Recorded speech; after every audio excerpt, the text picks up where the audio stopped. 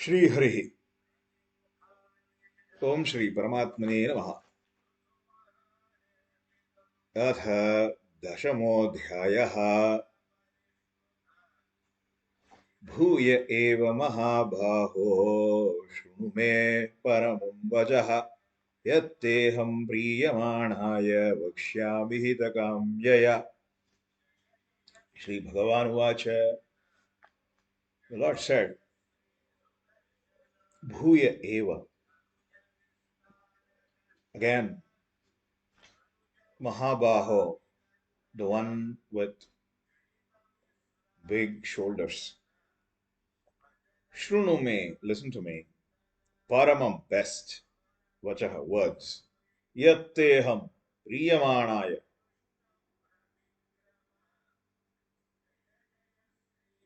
The, the words, those words, because you are a man of so much love. Priyamanaya.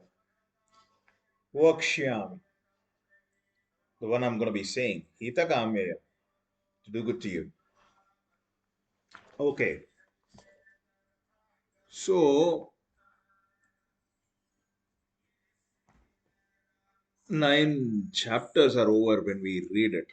But when he was saying it, it was not chapter wise that he was saying. He was saying the expression wise, based upon the vibration of Arjuna's mind, driven by grief.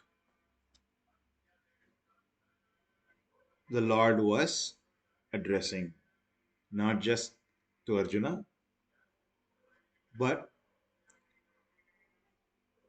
it's not just addressing at that situation. He was trying to help Arjuna overcome his grief and do what he was destined to. A child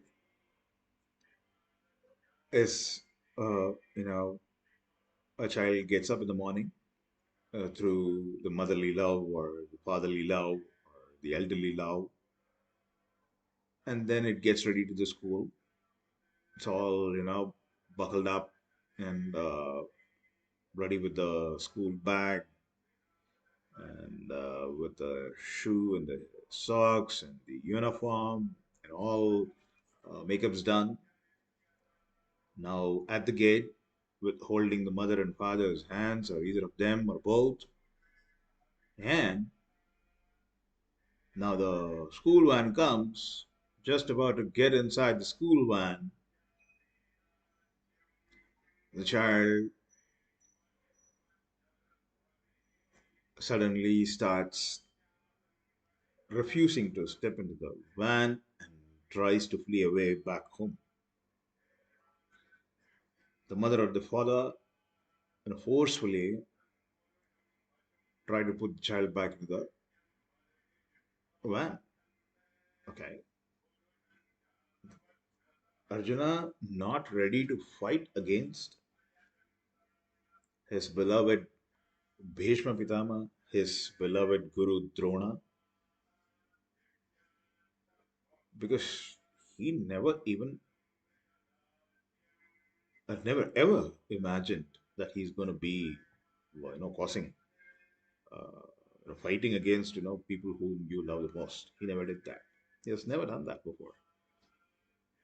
So Lord Krishna sees the childish behavior of Arjuna. You have come to fight in this warfield where the array of your side warriors and their side warriors have assembled. And you're saying you're about to fight, you got all buckled up, and now you're saying, no, you won't even touch Gandhi, the tool that is used to fight, the Dhanus that's used to fight. And you are, Ashochanam Mushocastvam Pragnavadamscha Bhashase Gatasu Nagatasu Shana Pandita. So you speak like a Pandita. But Panditas do not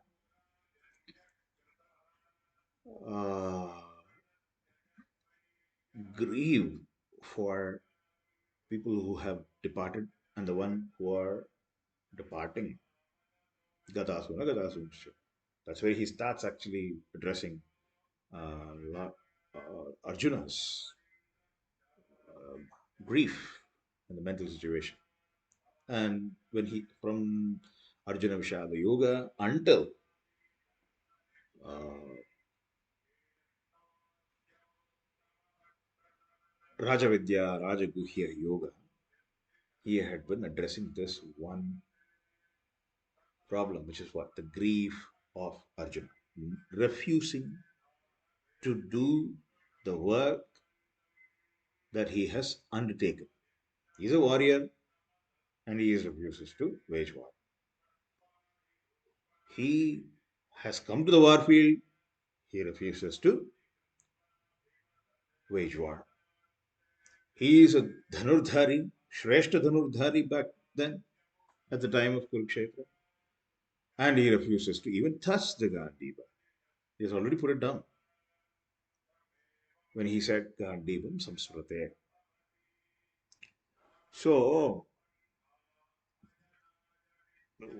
this adamant mind of Arjuna has to be prepared to do what he was destined to do.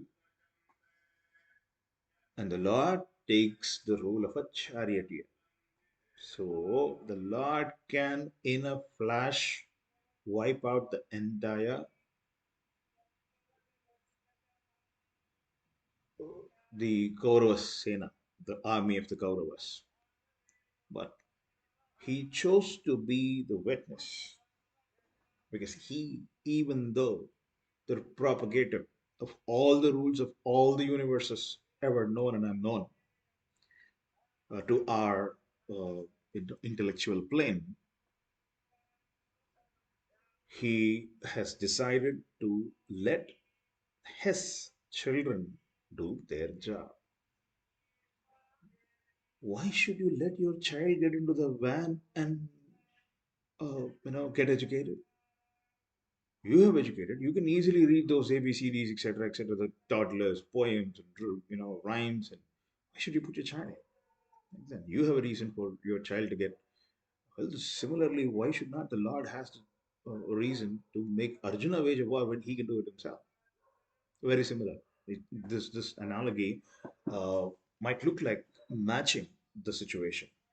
For me, this is what I can think of, at least in a expanded form. Not exactly the same, the analogy. To some extent, I'm trying to see if I can understand it better. So, what I'm trying to do in this video or in the set of videos is trying to understand what the Lord's perspective is. I may be wrong, but I'm just trying. In the trial process, I'm just, including you all because, I thought, I still believe that you guys have the, you will be benefiting from this kind of a, dilemma handling situation. So when you need help in dilemmas, in handling dilemmas, such verses are going to be supported because if it can support something, Arjuna is not an ordinary child. Arjuna, I guess, somewhere around 60 or 70 when he was about to wage war against, during the Kurukshetra war at least. So 60 years is a lifetime. 60 or 70 years is a lifetime. We don't know exactly what age they were, because back then the lifespan was longer, healthier food, etc., etc. So they were able to live and lead a healthy life. And people used to get married at 100 years old back then. We have seen our probably very old age, which we don't consider nowadays to get married because you've got to be healthy to get married. And imagine, and he's a king, and the king means, why should a king be grieving first of all? The same shock. The Lord was not shocked, but he understood. That is why prahasanniva. Prahasanniva means, so when I know this guy is going to act cranky, when the children, when you try to wake them up in the morning, they act cranky. Okay, sometimes, okay, not all the time. And you have to actually induce the, excitement in them to wake up. Happy day, because I'm done sleeping. Now I'm going to enjoy. So don't we all do that with our children. Similarly, the Lord wants to bring, because he is so deep into his grief, so the Lord has to empathize with him. So in order to empathize, first you need to sympathize. And after that sympathization, you have to slowly integrate the solution to this sympathy. Because if I'm going to cry along with the other guy, then that is pure sympathy. Then that's not going to help anybody, because that is exactly what Arjuna is doing. So why should the Lord be doing this? So Lord wants to bring him back to where he is, to where he should be from where he is. And no wonder he goes deep, because if I have to bring somebody who is already deep down in ditch, so I need to get my hands and legs dirty. But the Lord is the only person who can actually go into that ditch without even getting one single stain on himself. Only the Lord can do that. We can only try. How we can do that is we have to protect ourselves first. That is why, we need to first gain the capability to help others. Before that, we cannot help others. We think we can, and I don't think we are sure about it. When we are sure, first we have earned the capability to see if is that within our capacity to help others. If it is not within our capacity to help others, then we will not be, entering. But that doesn't mean that we should stop the intent to help others. The intent can remain. But what if I drown along with the other guy who's already in the ditch, deep down, not 1 or 2 feet? It's like 10 feet. And here, in this case, the grief depth is unknown. Only the Lord knows how deep Arjuna. Because when Arjuna can deeply use his intellect, train himself along with his body and the senses and the mind to become the world number one archer, and now this grief is kidnapping, hijacking all his Shraddha, all his skills, all his knowledge, all his attitude towards what? Downward trend. That's a downward spiral. Will the Lord, who considers everyone as equal, I don't think that Lord will let Arjuna go down deeper with his intellect and all the other powers he has gained over a period of his, uh, you know, training times. So even just before the war, or just sometimes before, some recent time before the war, Arjuna was sent to the forest to gain the Pashupatastra. So even after getting trained by Drona, if there is a special powers that you need, you still have to work to get it. Just like you get out of the school, you gotta your schooling is done, so you clear your exams, and then your undergraduation, and then your post graduation, then comes you started working, and now you need professional educations, and even after professional education you still need some certifications to be doing as a career, and the learning goes forever. Okay, you got married, now you want to learn about how to work life balance, etc., etc., how to bring up a child, and a lot of learning continues. Similarly, if that's the case, then if that is the kind of a skill which Arjuna can exercise and earn new powers and you earn new capabilities, then the same at this stage where this is the time to exercise all of his skills for the dire need of righteousness throughout, and now he's not ready to fight. So it's like the child got ready to the school and not getting into the van. My child refuses to go to school. And how does that? The child feels there is not more excitement than what he or she thinks elsewhere in his life. So, for example, I am done playing. I have been playing all around my apartment complex. I've been playing around with all my neighboring kids. It was so much excitement. And the school, you make me sit idle for so long, and the learning part is not engaging. It is not engaging my learning muscles, engaging muscles. So I'm constantly on the lookout for some excitement as a child. And where is that here? I don't think so. Now, in Arjuna's case, it's not the same. It's not boring. It's not getting engaged. He's completely engaged with the grief. The grief is keeping him engaged throughout. So if that pulls down, then I don't want my Arjuna to go down. So let me help him, collect himself first. Once he has collected himself, let me try to see if I can help him calm his mind down. And when the mind is calm, let's see if it rests at a place without all these griefly thoughts keep coming up. So every thought I need to address. So I needed those, levels of advice I need to give. The deeper the grief, the taller the Lord's words. The higher the level of thoughts the Lord tries to give it to Arjuna. And in every stage of his giving of these thoughts to Arjuna, he actually calls him Mahabaho, He Shatrusudana, like that. So, so many words. He calls them up. So if I'm continuously talking and you guys are listening to me, and I need to keep telling, "Hey guys, are you listening? I'm so boring." No, it cannot be the case because Arjuna is neither like us. He is way too good in grabbing things, and we all know how even Drona considered Arjuna to be a greater pupil than his own child Ashwatthama, even though he loved Ashwatthama over anything else. Look at the kind of Shraddha which Arjuna can bring to the table. Okay, this is the humility, and this is in exact some of my gurus use the word satpatram. It's like to gain knowledge, one has to keep his mind, have an open mind to allow. So if already my mind is filled with a lot of stuff, I don't think my mind is going to accept anything new. It's already overflowing because I know everything. I don't care. But look at Arjuna. Despite being the world's number one archer, he still keeps his mind open. That kind of a guy's open mind has been struck by some one particular emotion called grief. So one particular emotion is enough to bring down the world's best is what the indirect learning that we can get from another learning we can get from this kind of a situation which is explained in Bhagavad Gita. So now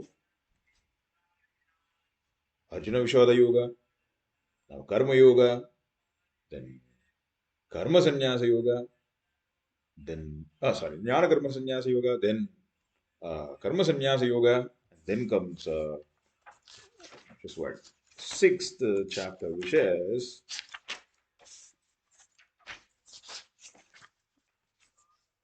okay, Atma Samyama Yoga, and the seventh comes is Jnana Vijnana Yoga. These are the levels of thoughts. The which see the deeper the grief, I should have the capability to bring him back to double the level backwards. So I need to bring him back. This guy deserves to be in the sky, ruling the skies. He's trying to go backwards. So I know where he should be. That's the beauty of a teacher. That's the ideal of a teacher, where the teacher teaches the student to make the student come to a position where the student ought to be, and not where he is or where he is in a reverse, not in the reverse trajectory. But this is a reverse trajectory. Ashochan and Ashochistam, Prajnavadam Shabashase, Gatasum Agatasum, Shanan Ashochantu. How is that possible? That's not going to be possible at all. All right, now,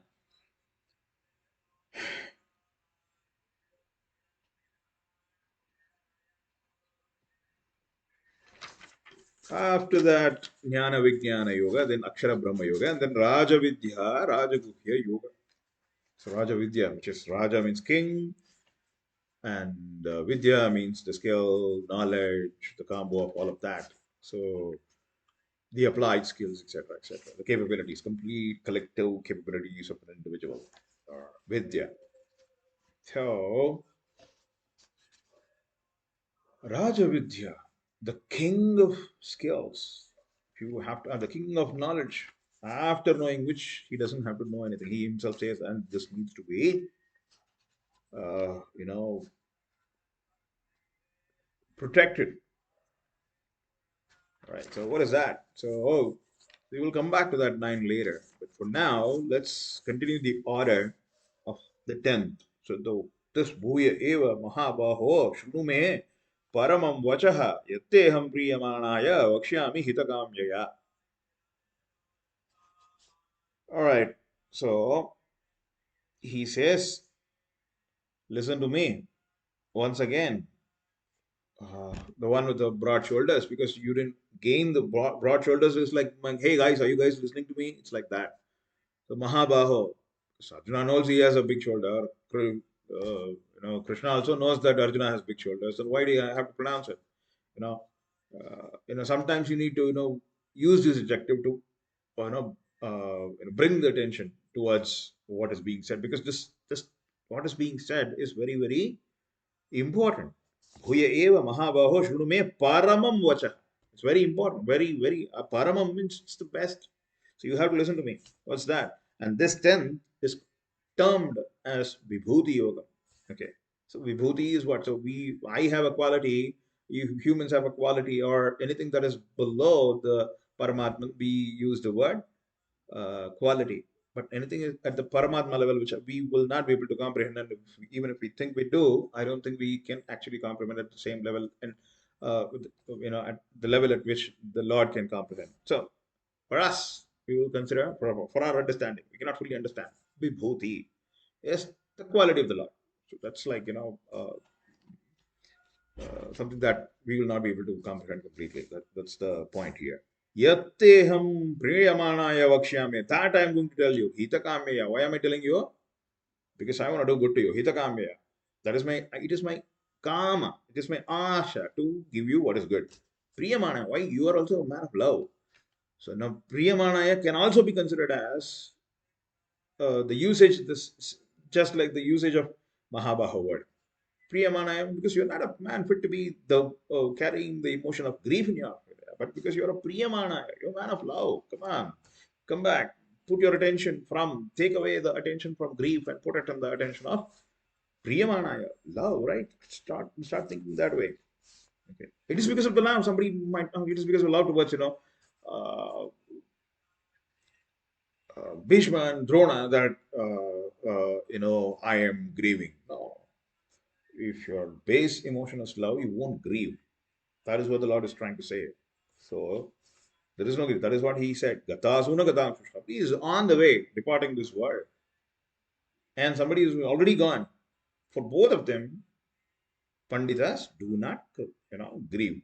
Ashoshan anvashochasta. Prajnavadamsha bhashase gatasuna gatasumcha nanushocanti panditaha. They won't cry. Okay. Now, name viduho suraganaha.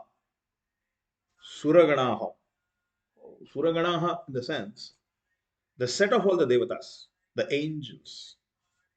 Name viduhu. Nobody knows me. I am, first sense he is Priyamanaya Hitakamyaya. I am myself, Paramatma has come to tell you this. Name viduhu surakanaha prabhavam na maharshaya. Prabhavam. Prabhavam means the, the, the, the the level of quality, the parakrama, the so-called, what do you say, uh, the impact of the skills, the prabhavam, to what extent I can, to what extent my gunas have the capability, to what maximum extent of nobody. Na maharshaya, not even the maharshis. Rishis are the guys who actually control their mind to put it, to learn things, to see new things. It's like, the end point of a scientist. A scientist does a research and finally he tries to input something, right? And after applying all his, probabilities, the trial and errors.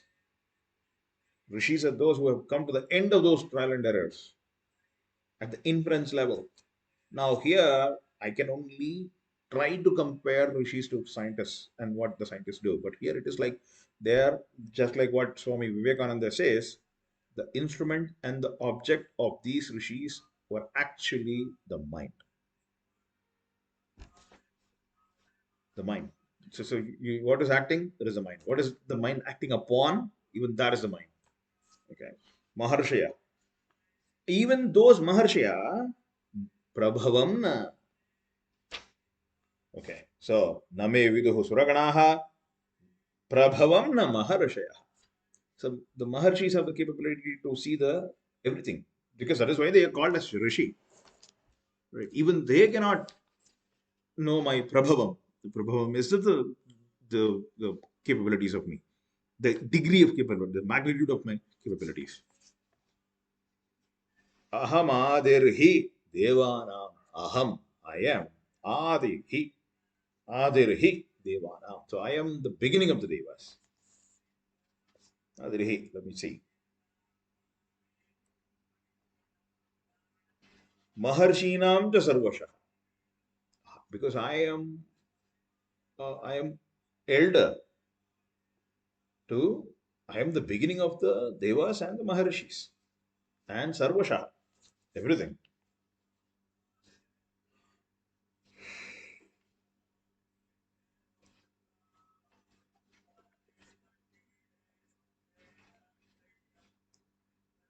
So nobody knows my, creation. How I am created, nobody knows. Am I ever created? Nobody knows that. Neither the Suraganas, because you think the Suraganas are greater, even they don't know. You think the Maharshis are greater, even they don't know. The reason we can interpret it in that way as well. Okay. Now, mam, yo mam, yo mamajam cha, yo mamajam anadhim cha, वेत्ति लोकमहेश्वरम् असम्मूढः स मर्त्येषु सर्वपापैः pramuchyate. Okay. Now comes the word papai. Uh, I can go on forever. You know, to just if I have to focus on just that particular word in this third shloka, chapter 10, Vibhuti Yoga. But what does the Lord want to say? We'll take the route of the Lord. Okay, so I don't want to, just micro focus my attention on just one particular word. What is the Lord? Where is this, the Gita Pravaham? Pravaham is the flow of this Ganga Pravaham. It's like the flow of the river of the Lord's words. Where does it take us? Let's go with the flow. Let's not fight that. Yo mam ajam anadim cha veti. The one who understands me is a person who does not have any birth and who does not have a beginning. The one who knows, veti, knows, Loka Maheshwaram. So the one who knows me as a person without birth, the person without beginning, and as a person who is the Ishvara of the Loka, Ishvara of all the worlds, all the universes. Asammudaha. So he is the clear person. Sa Martyeshu, when he leaves, Martyeshu, during his last times, Sarva Papaiha, all his sins, Pramuchyate, will go away. So if I have all my sins, if they have to go away, can I take it this way? No, the Lord is saying something. So I can, okay. So, people have a tendency to, pick up at random one particular point and try to, use that forever. You can't do that this way because this is targeted towards removing grief of Arjuna. If to some extent, if it helps you to remove your own grief or my own grief, then of course it does, but the way Arjuna receives it and the way we will receive it, there will be differences. To whatever extent we receive it, such shlokas will have the credibility. If we don't receive it at all, there is no way, because my mind is full and I'm expecting the shloka to fulfill its purpose. I don't think so, because where I am not even having a tumbler to ask you for a glass of water, and you give me the glass of water, and I don't have anything to take that. So you give me with the glass? No, that's not the question. So I give water, and you just, I don't even have a mind that can hold here. Mind is both the instrument as well as the object. So mind will hold what? The stuff of the mind. Okay. Chitta. The stuff of the mind is called the chitta. So mind takes the shape of the patram, the sat patram, to gain that knowledge. So if it does not take into that, so in order to make that shape within ourselves, so we need to get ourselves trained from listening to our own selves first and understand for even to listen to our own selves. Then we need to understand that uh, we need a lot of humility to listen to become that satpatra. That takes a while. It is easier said, not as easily done. So that needs practice and experience. So the one who understands me, the one who knows me as a person without birth, as a person without beginning, and a person who is the head of all the worlds,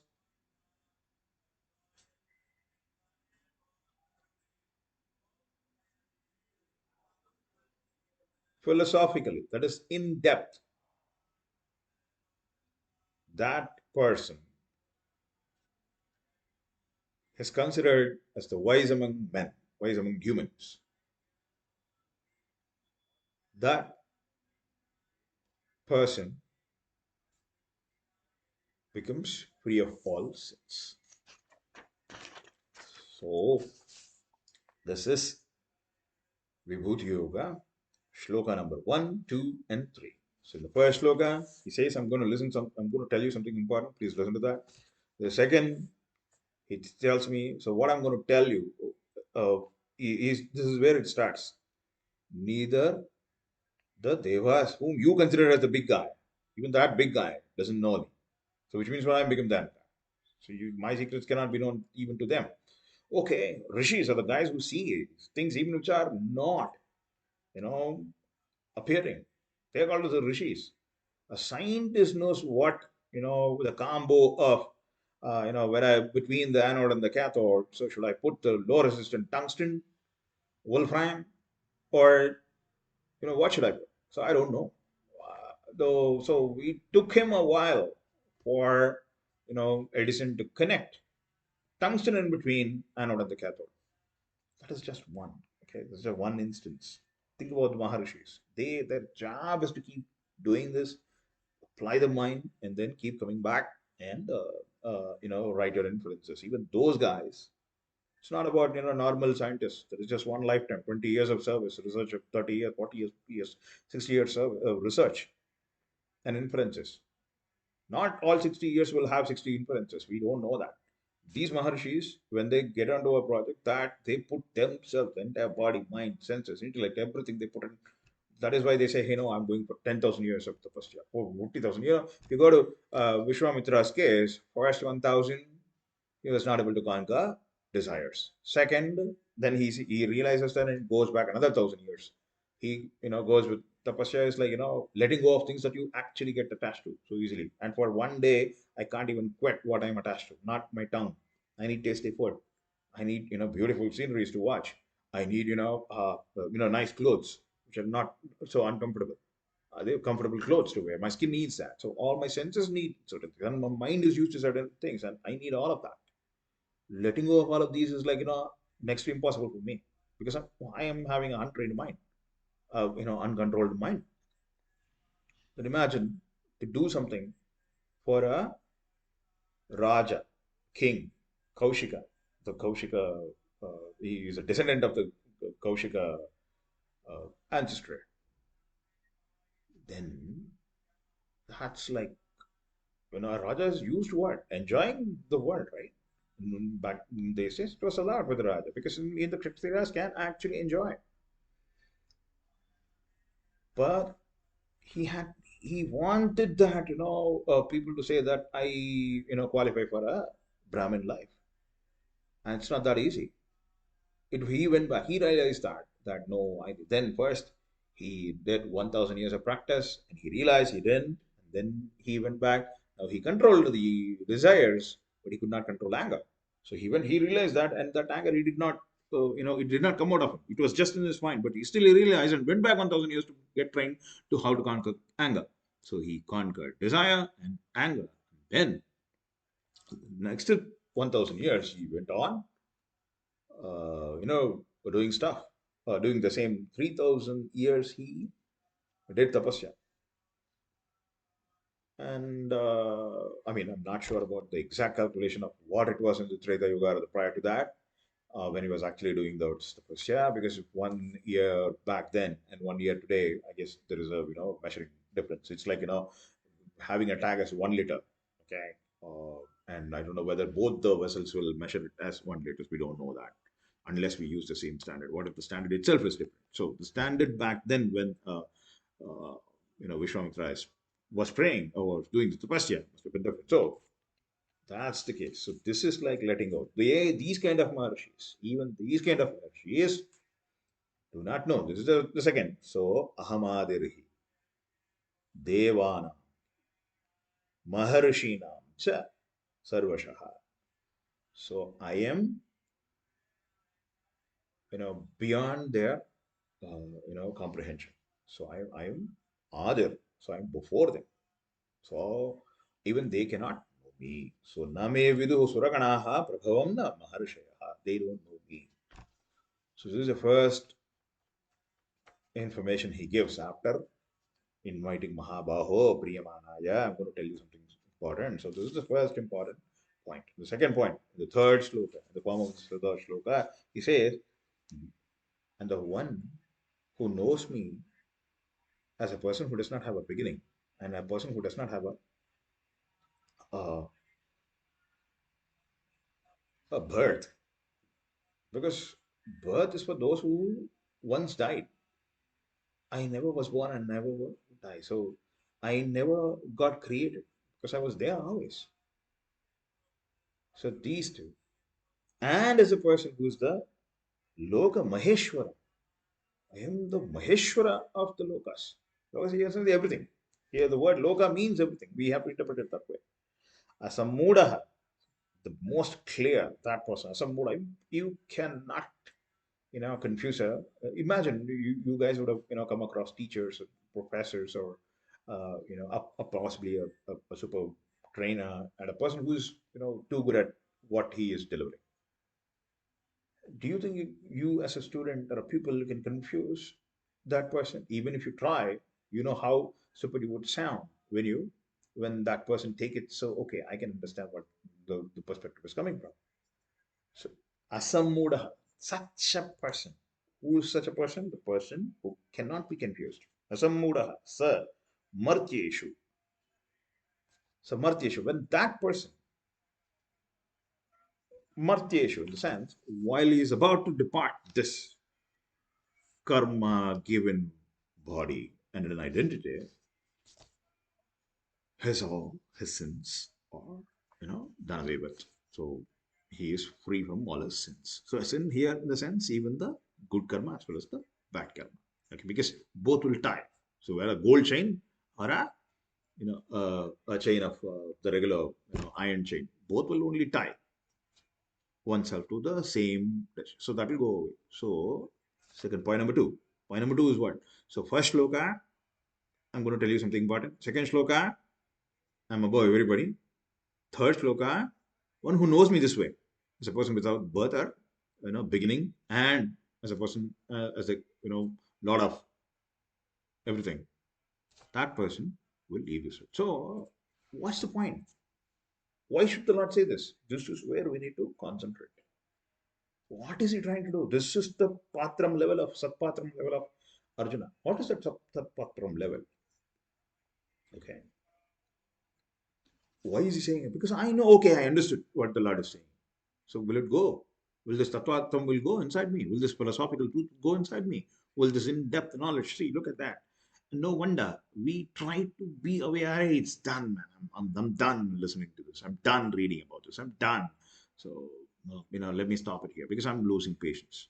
I can't, I can't keep my mind, engaged to one particular stream of thought forever. So this is like, you're trying to take me to another different world. It's like, the Lord trying to make him wage the war against people whom he loves, whom he is attached to, not completely. Because love, in a sense, you should be in a position to let go. You know, example is the mercy killing concept of mercy killing. So it's impossible to get into that mode at all because we love them. But you must have seen doctors. when in certain countries mercy killing is allowed. In India, it was allowed some time back. I'm not sure about now, but it was. But look at the kind of detachment from that person one has to have. Let that person go. We have seen it in the zombie movies. Okay. It's for the kids. So of course, so this was existing before. Where it is to let that person go away from this particular body is the height of what detachment towards a person, and the same applies to if that happens to a person whom we love the most. And of course, God forbid it should not, but that is how we should read the level of detachment one needs to let go of things that we are attached to dogmatically. Okay. Now, why is he saying that? The Lord, what could he want? What does he want to say? He's just starting to give this. First two shlokas. First thing, I am great. I am the guy whom you need to know. So when after knowing that I am the Maheshwara, so what is use for you? Next comes the fourth shloka and the fifth shloka. Buddhir, intellect, jnanam, wisdom, the ability to use the buddhi in the things that we do. Asammohaha, without confusion. Asammohaha, moham, and then sammoham. Asammoham, that is having complete clarity on what you are going to do. Because when asammoha, kshama, forgiveness, we need let go. When shama immediately brings peace. The moment you forgive a person genuinely from the inside, you get tremendous peace. Kshama. Satyam. True. He's listing down certain qualities. The Lord is listing down in the fourth shloka. Buddhir jnanam asammoha. Kshama. Satyam. Dhamma. Satyam, truth. See, you can easily say Satyam. For me, even now, I'm lying to you guys. I think I'm telling the truth because I'm reading it and trying to understand it and saying, telling it. There is some truth to it, but looking at the karma which the Lord has said, looking a karma when you're yoma, a person who has the capability to see akarma and karma and karma and akarma. Similarly, satyam. Here, there are untrue things that I'm actually saying. The untrue thing is what? It could be, not in the Lord's words cannot be untrue. But Satyam is integrity, honesty, all put together. Truth, everything put together. In what way? We have to start looking at that way. So you think something is true, do a reanalysis and be sure that it is true. That is what it means. Satyam. Dhamma. Dhamma here means, you know, I've been talking to you guys now, which is 43 minutes. 43 minutes I've been talking to you guys.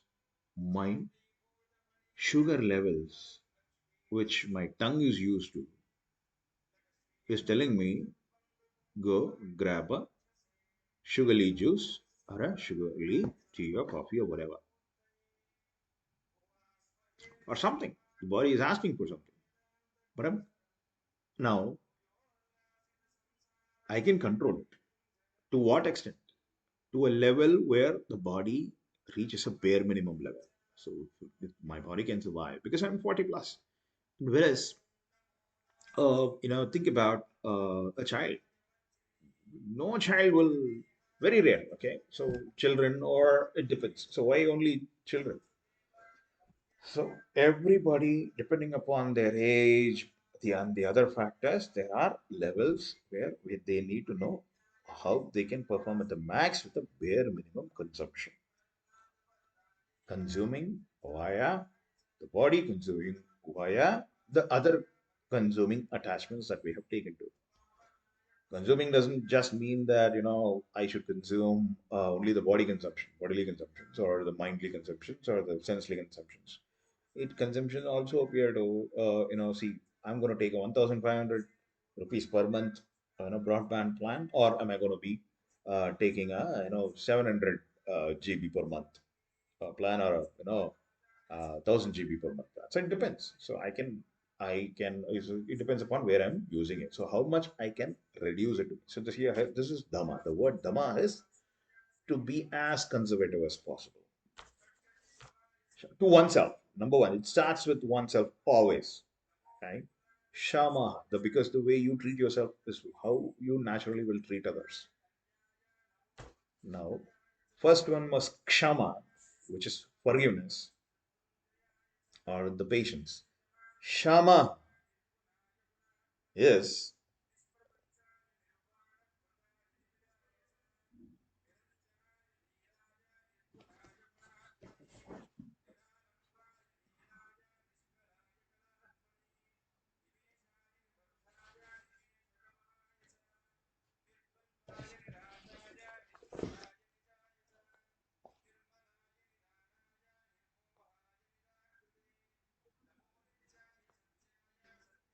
now dhamma is controlling the senses, telling the tongue, hey, you can wait. Now shama is the next level, higher level. Control the mind itself. Tell the mind, hey, don't allow your tongue to overpower you. You are more powerful than the tongue. So the mind, go back and tell the tongue, wait. For that, the mind needs to be stronger, right? It's like, hold on to your horses. People say that.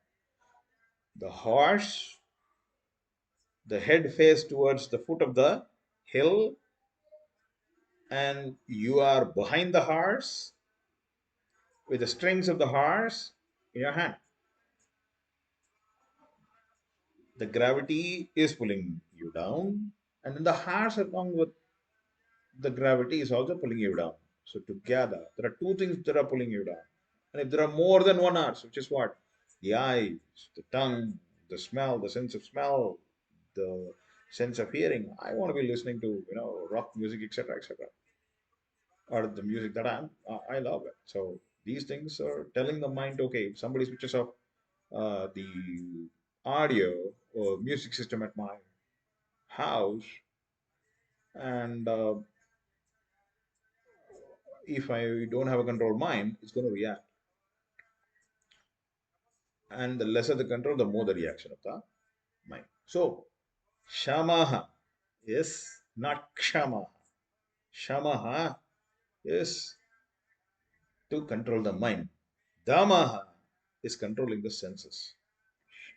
Now, sukham dukkham bhavo abhavo bhayam cha abhayam eva cha. Why fourth and fifth are together? Because fifth is a continuation of the fourth shloka. Buddhir jnanam asammoha. Buddhir, we all know intellect. Jnanam, the capability to use that.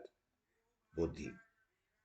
Kshama, forgiveness, patience, satyam, truth, integrity towards oneself first and then to the things around us.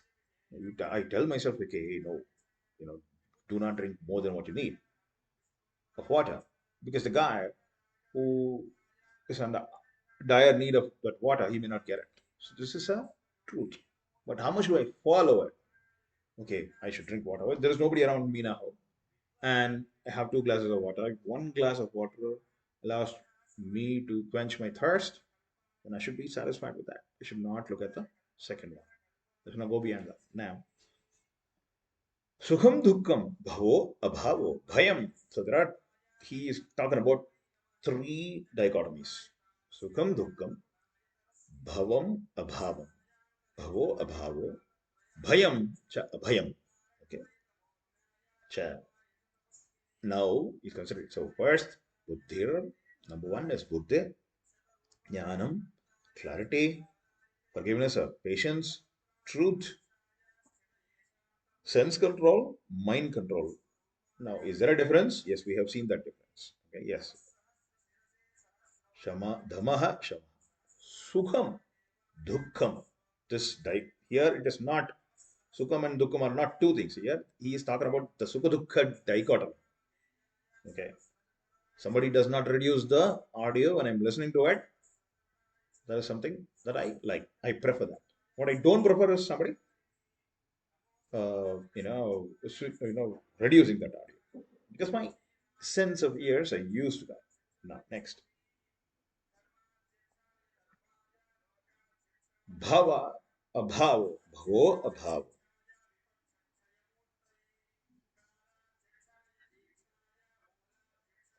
creation and destruction. Okay, we create new thoughts. It actually naturally gets created. It's like the bubble in the water. The bubble comes up, there's nothing in it, and after some time, the bubble goes away by itself. This is the bhava, abhava, the thoughts that appear and disappear. So what everything that we see around us is just the expansion of thoughts that we have get got collectively or individually. Edison's bulb is a collective thought of one person.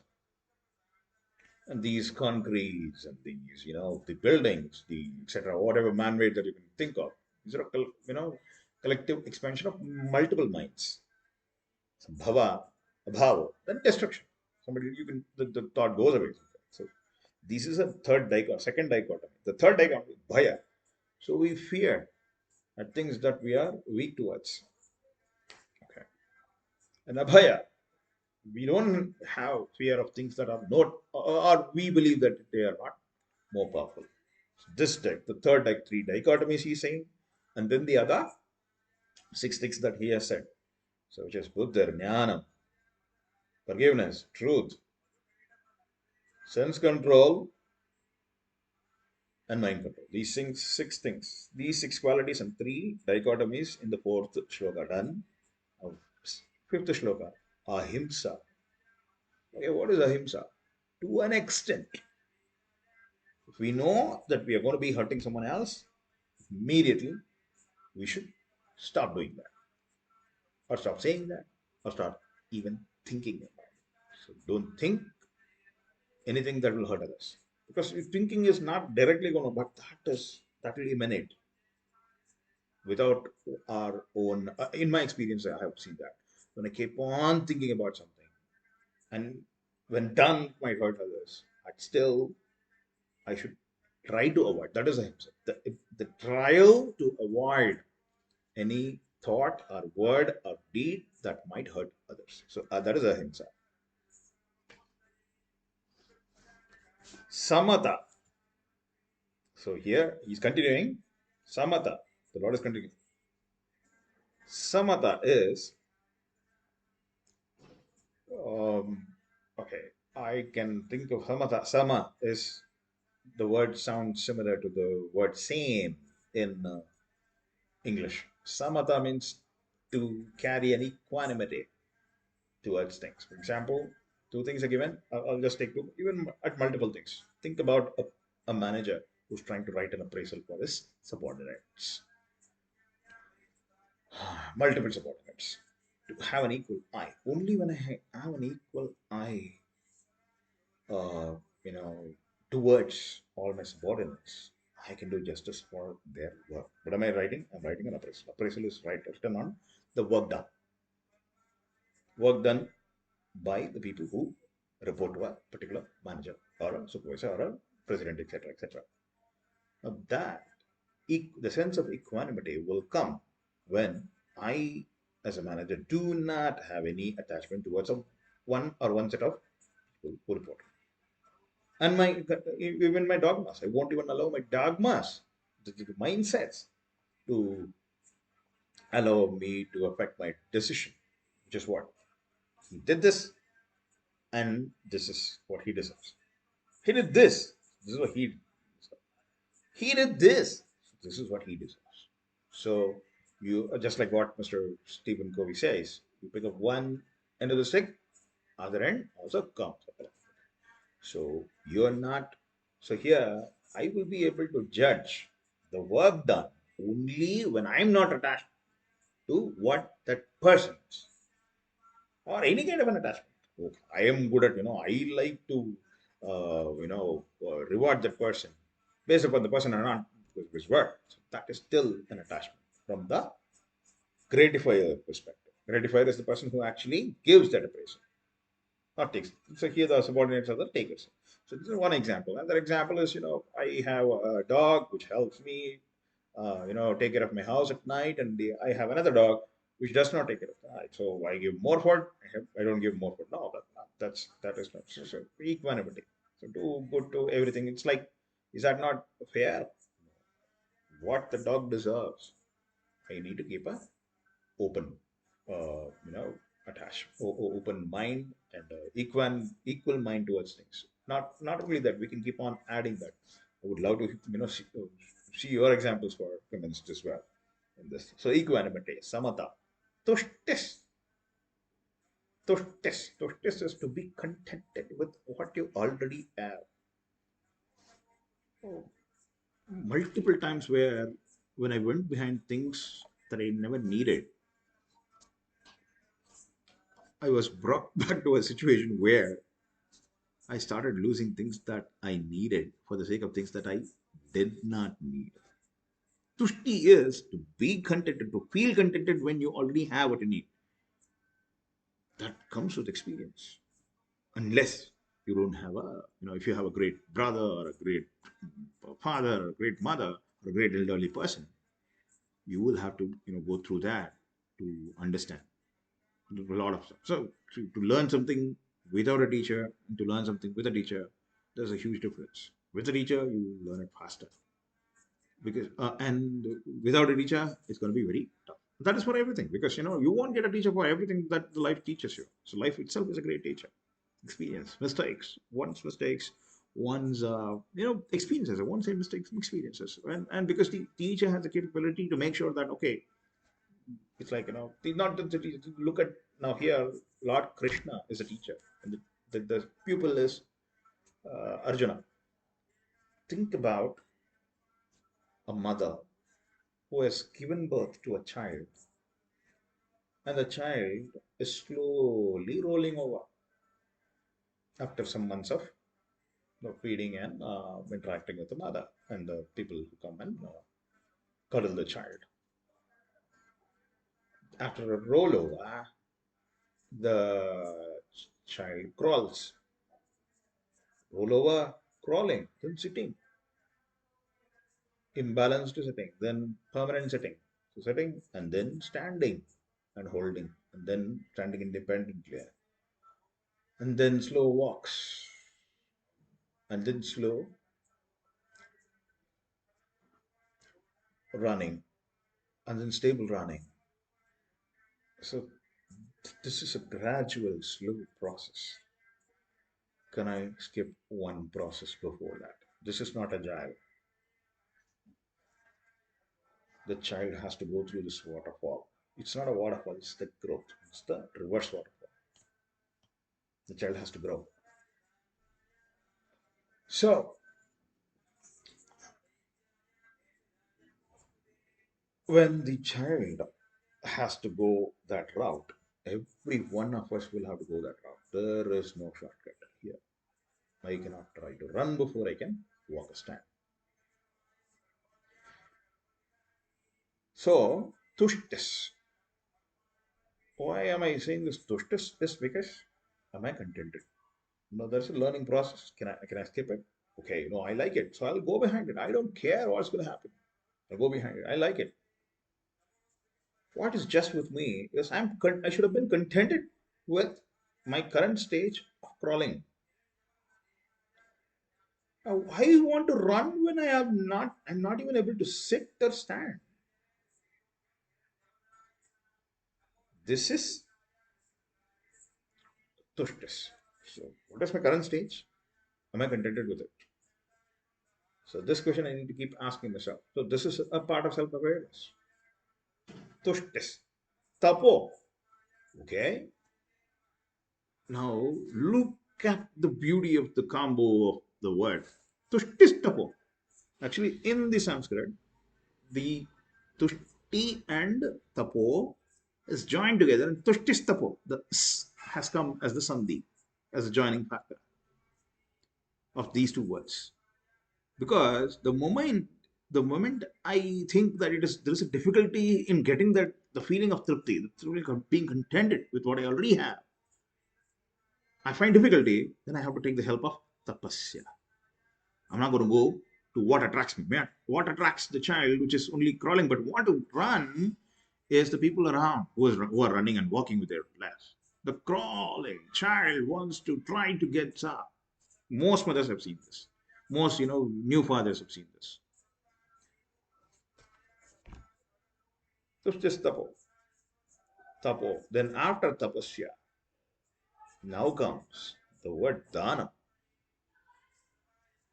Tapasya is what? That makes you okay. I'm okay. I'll get there. Now I don't want to what? How can a child think like that? But we, as adults, who can observe this as an adult, let us enjoy the situation and see, hey, you know what? Uh, I will use my self control. The previously said Shama and Dhamma and Shama and all the other previous qualities and the Sukham, Dukkham, the Dvandvas, to becoming aware of both the two alternatives, the dichotomies of Sukha Dukkha, Bhava Abhava, the situation. I created the situation because of my, my deeds, and I destroyed certain situation because of my deeds. So the Bhava Abhava, the dichotomy, and Bhayam Abhayam. I created the courage and I created the fears. So bhaya, abhaya. So ahimsa, samata, tushtis tapo, tushti, samata we have seen, and tushtis tapo, dhanam, tapo is telling me, okay, tripti, you tripti in the sense the contented, self-contentedness, tushti is, I am finding it very difficult, so let me do tapasya. The next level of acquiring tripti. What does tapasya do? It allows you to calm your mind down. A calm mind is always contented.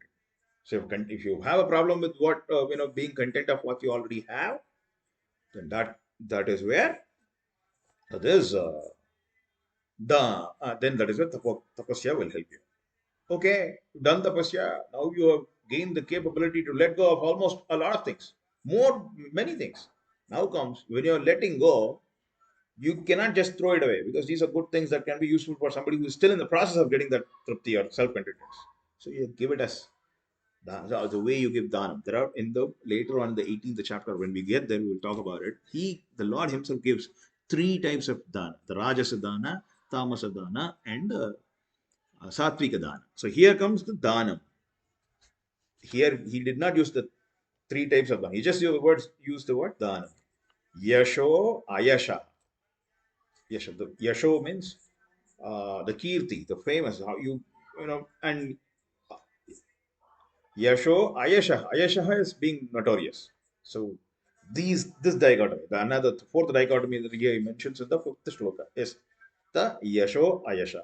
He is listing down. This is just a list. Fourth and fifth shloka of Vibhuti Yogam, the Dashamodhyayam, is just the list of certain qualities. There is a purpose he is listing it down. Bhavanti Bhava Bhutanam Matta Eva Prithag Vidha.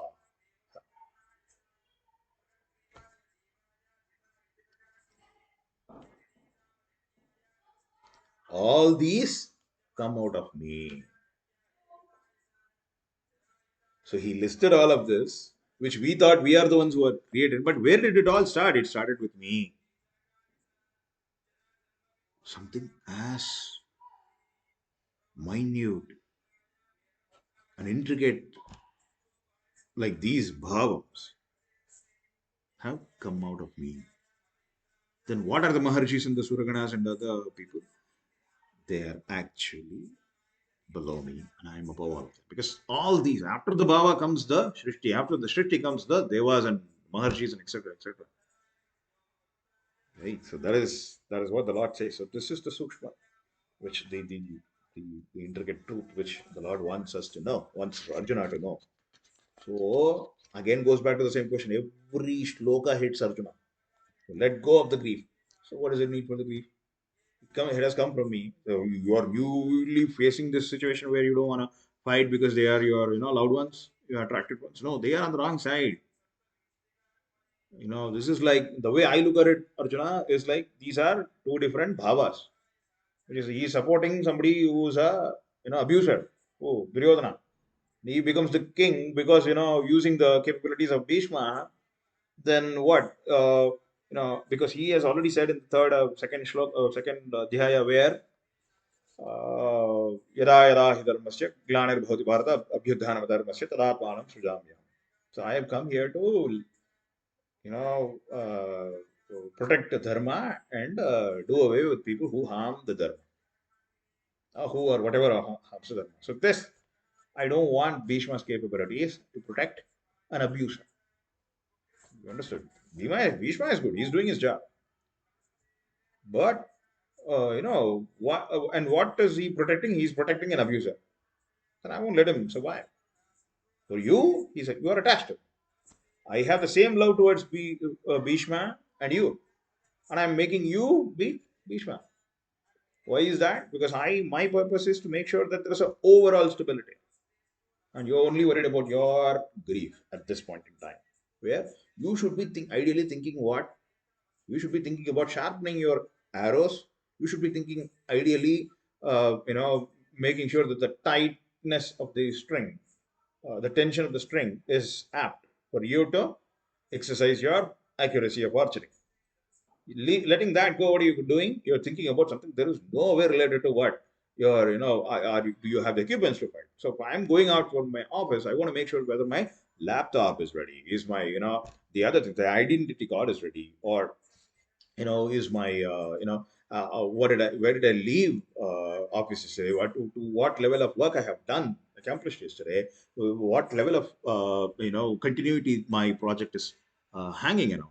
So all these I should have in my mind. I should be preparing, I should be recollecting what I did yesterday or the previous break, before the previous break, so that I can continue resume my work there. Here you have come prepared for all of that. This is the day you were prepared for. Swargadwaram. For a warrior, a war field is a Swargadwar. So you die, you go to Swargam. You do well, you don't die and you win the war, you are still gonna enjoy this worldly. So in both, I'm giving you the impact. You should be thinking about, sharpening your arrows, and what you're trying to do is, no, I will not even touch that. Me getting ready to office and all done, I go near the office and throw my laptop. This is exactly what you know, the Lord is saying chapter after chapter, shloka after shloka. This shloka, he is saying, I am the gate. So why? Vibhuti Yogam. Now he is showing him a greater ideal. You have to get there, not this. Letting go of, even a coward can do that. Why you? You get there. These are the ideals. Where Pratagvidaha, Bhutanam, Matta Eva Pratagvidaha. Okay. All these have come out of me. So look at how powerful I am. So reach me. This is what that should be there, and not uh, pratagvidaha. I mean, so not the other things that you're doing. So from grief to vaikundam, from grief to the the moksha stana, mukti, okay, freedom from all of this. All right. Okay. This is 1 hour and 9 minutes. I guess this is probably the longest video. Thank you for your patience, everyone. Hope this had some impact, and if it does, great. Please do, comment it from me to better my. Uh, at least I will know there is some Satpatram has taken the words of the Lord. Okay, if I have been instrumental, I'll be very very grateful to the people who have taken this knowledge. Thank you so much for all your uh, you know patience in listening to this. Right, bye everyone.